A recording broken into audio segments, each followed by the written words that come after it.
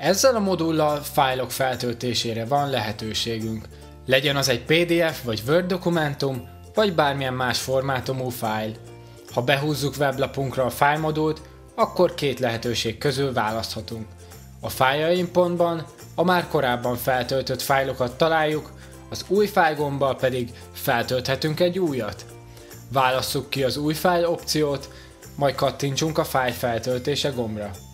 Válasszuk ki számítógépünkről azt a fájlt, amit fel szeretnénk tölteni, és kattintsunk a megnyitás gombra.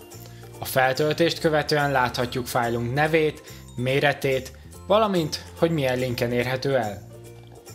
Lejjebb találunk egy mezőt, ahol megadhatjuk a fájlra mutató link feliratát.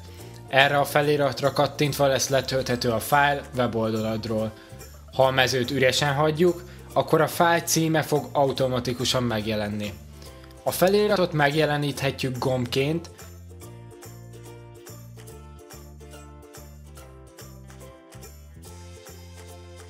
vagy egyszerű szöveges formában is.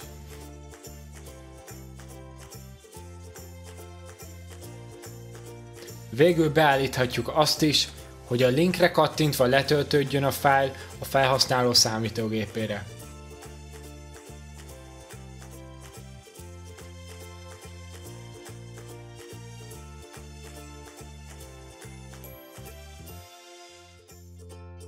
Ha ez az opció nincs bepipálva, akkor kattintáskor a böngészőben nyílik meg a fájl.